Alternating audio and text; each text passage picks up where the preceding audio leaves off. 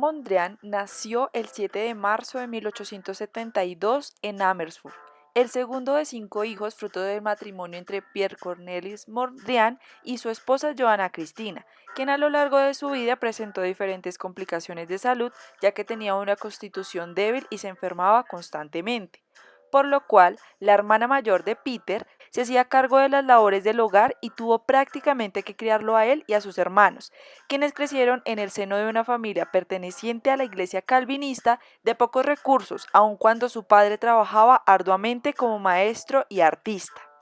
La Holanda en la que nació Mondrian vivía de sus viejas glorias del siglo XVII. En 1848 el país se convirtió en una monarquía constitucional con una economía basada primordialmente en la agricultura y el comercio marítimo, un país tranquilo y pobre, pero sin agitaciones sociales, que inicia por esos años la industrialización. Peter creció en este ambiente no sin resentir sus efectos ambiguos, padeció durante toda su vida de ciertas inestabilidades emocionales y tal vez por ello siempre tendió a aferrarse a normas y fórmulas estrictas y puristas. Nunca se casó, tampoco tuvo hijos. Sus primeros pasos los dio al lado de su padre, que diseñaba litografías. Tras pasar por la escuela y en vista de su talento, fue enviado a estudiar pintura en Ámsterdam, bajo la tutela de un editor protestante, siendo un estudiante trabajador y obsesivo por el orden, dando sus primeros pasos en el arte, aprendiendo la disciplina según las normas académicas. Es evidente así su destreza y manejo en la técnica del dibujo y el claroscuro dentro de esta estética tradicional. Desde 1901 pinta diversos paisajes campestres como una de las temáticas que abordaban los artistas de la época. Sin embargo, Mondrian maneja cromáticamente colores más oscuros y tenues.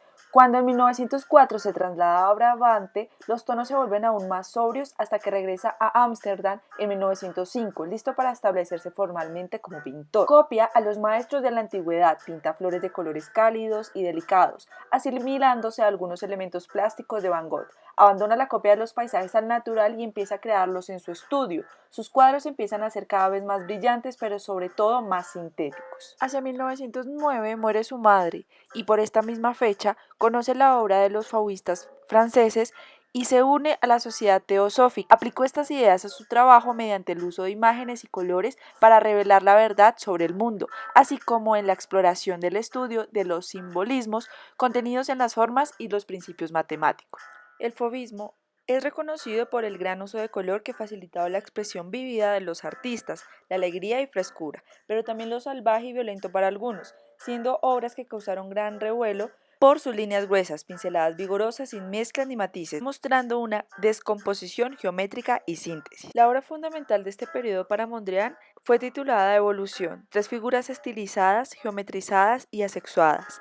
Este tríptico representa la doctrina teosófica de la evolución como la progresión del ser humano, desde el mundo interior y materialista hacia la evolución espiritual y la iluminación. En búsqueda de su propia iluminación artística, se marchó a París en 1911, con la intención de estar más cerca de los creadores más famosos de ese momento como Picasso.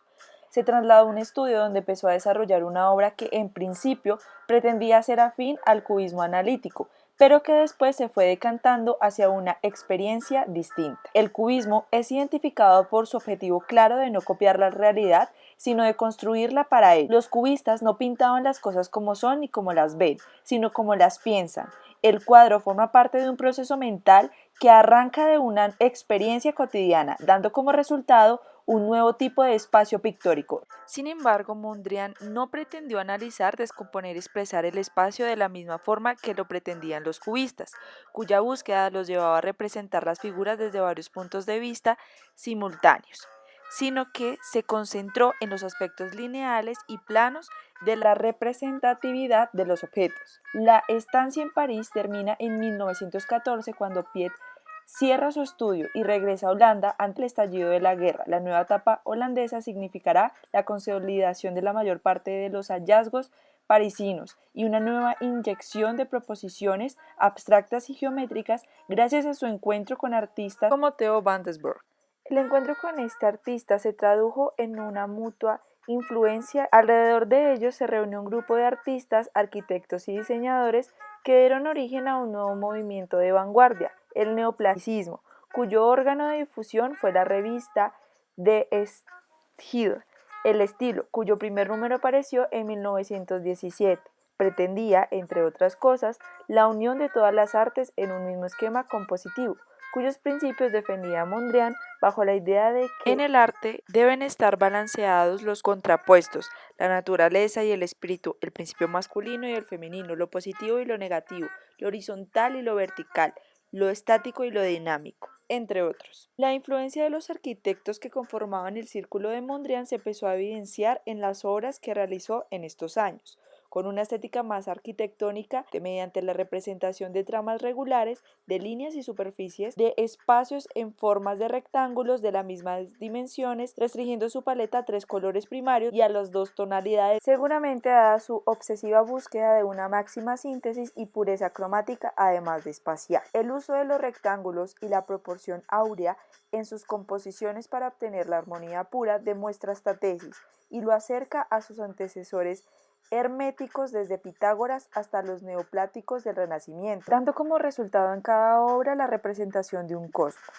Inspirado en su estadía en New York, realiza una serie con este mismo nombre, la cual abandona definitivamente las líneas negras y se concentra exclusivamente en las líneas de cintas de colores primarios pegados sobre el fondo blanco. Broadway Boogie Boogie está inspirado en las revistas musicales de los teatros y la música bailable de moda por estos tiempos. Piet Mondrian murió a consecuencia de la complicación de una pulmonía que no se trató a tiempo en 1944 en la ciudad de New York.